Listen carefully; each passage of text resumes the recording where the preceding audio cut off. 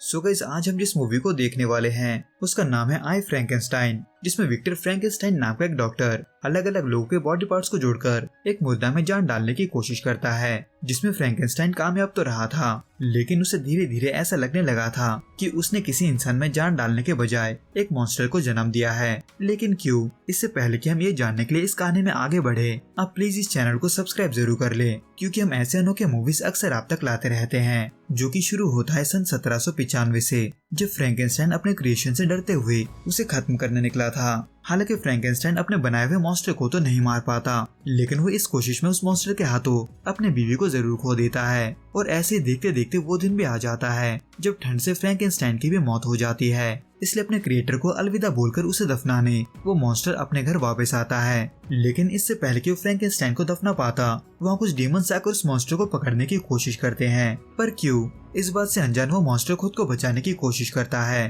पर अब जब डीमंस गिनती में ज्यादा थे, तो ऐसे में वो मॉन्स्टर ज्यादा कुछ नहीं कर पाता। जो कि हो ही रहा था कि अचानक से वहाँ बने कुछ मूर्तियों में जान आ जाता है, जो कि असल में गारगोयल थे, जो वहाँ उस मॉन्स्टर को बचाते हुए उसे अपने साथ एक पुराने गिरजाघर में ले जाते हैं, जहाँ गारगोयल की रानी यानी कि लिनोर उस मॉन्स्टर को देखकर हैरान हो जाती है, क्योंकि उन्होंने फ्रैंकेनस्टाइन के बनाए हुए मॉन्स्टर के बारे में सुना तो था, लेकिन उन्होंने ये नहीं सोचा था कि वो वाकई में सच होगा। जहाँ पर लिनोर के हाथ फ्रैंकेनस्टाइन को डायरी भी लगता है, जिसमें फ्रैंकेनस्टाइन ने उस मॉन्स्टर को बनाने का तरीका लिखा हुआ था। लेकिन लिनोर उसे मॉन्स्टर ना बुलाकर उसे एडम नाम देती है, और उस डायरी को अपने पास रखते हुए एडम को उनके तरफ से डीमंस के खिलाफ लड़ने को कहती है, ताकि इंसानों को कुछ ना हो। हालांकि एडम को अब भी इसका पता नहीं चला था कि डीमंस आखिर उसके पीछे क्यों है, पर वो फिर भी लिनोर के ऑफर को ठुकराते हुए अकेले रहना ही बेहतर समझता है, और वहाँ से कुछ ऐसे हथियार अपने साथ ले जाता है जिनसे वो डीमंस को मार सके। और फिर ऐसे देखते देखते 200 साल बीत जाते हैं। लेकिन इन 200 सालों में एडम कहीं छुपकर रहने के बजाय दुनिया के कोने कोने में जाकर डीमंस को मारने में लगा था।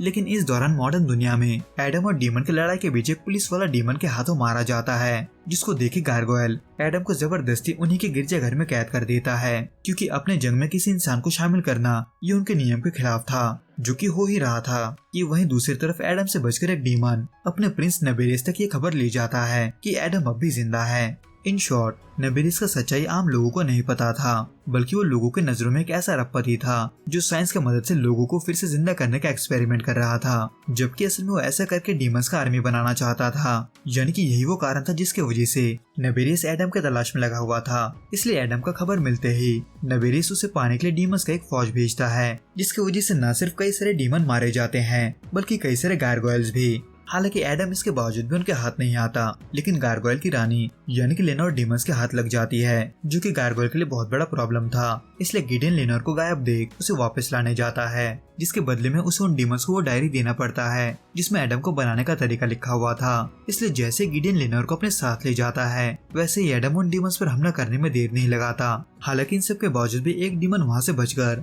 उस डायरी के साथ नबेरिस तक पहुँच जाता है, जो कि उस डायरी की मदद से हजारों मुर्दा लोगों को जिंदा करने वाला था, जिसके बारे में एडम को तब पता चलता है जब वो उस डीमन का पीछा करते हुए नबेरिस के लैब पहुँचता है, जो कि एक अंडरग्राउंड इंस्टीट्यूट था। पर इससे पहले कि वहाँ के साइंटिस्ट उस डायरी को पढ़कर अपना काम कर पाते, एडम वहाँ पहुंचकर वो डायरी उनसे ले लेता है। पर अब जब एडम को उसमें लिखा हुआ कुछ भी समझ में नहीं आता, तो ऐसे में अपने सवालों को जवाब पाने के लिए एडम टेरा नाम के उस साइंटिस्ट का पीछा करता है, जो कि नबेरिस के लिए काम करती थी। हालांकि शुरुआत में तो टेरा को एडम के किसी बात पर यकीन नहीं होता, खास करके डीमंस को लेकर, पर ये ज्यादा देर के लिए नहीं रहता, क्योंकि नबेरिस का खास आदमी जूरियल उन दोनों को ढूंढ लेता है, जो कि बाकी डीमंस के मुकाबले बहुत ताकतवर था। पर एडम जैसे तैसे उसे भी मारकर लिनोर से मिलने पुराने गिरजाघर में वापस लौटता है, क्योंकि वो नबेरिस का सामना अकेला नहीं कर सकता था। इसलिए लिनोर और बाकी गारगोयल का साथ पाने के लिए वो उन्हें नबेरिस का प्लान बताता है, जो कि अगर कामयाब हुआ तो ऐसे में उन इंसानों को बचाना मुश्किल हो जाएगा जिनको उन्होंने बचाने का कसम खाया था। इसलिए नबेरिस के अंडरग्राउंड इंस्टीट्यूट पहुंचते ही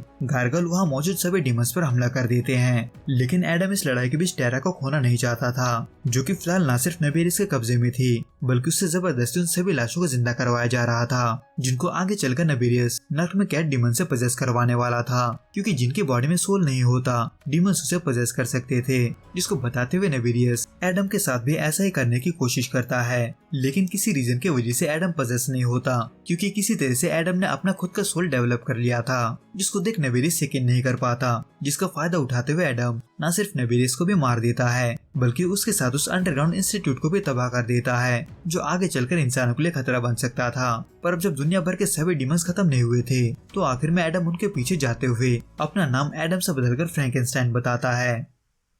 तो दोस्तों इस वीडियो में बस इतना ही। आपको ये वीडियो कैसा लगा आप हमें कमेंट करके जरूर बताना। मैं आपसे फिर मिलूंगा कुछ नए और ऐसे अनोखे मूवीज के साथ। अगर आपको ये वीडियो पसंद आए तो प्लीज इस वीडियो को लाइक, शेयर और प्लीज इस चैनल को सब्सक्राइब जरूर करें। Till then goodbye and be safe.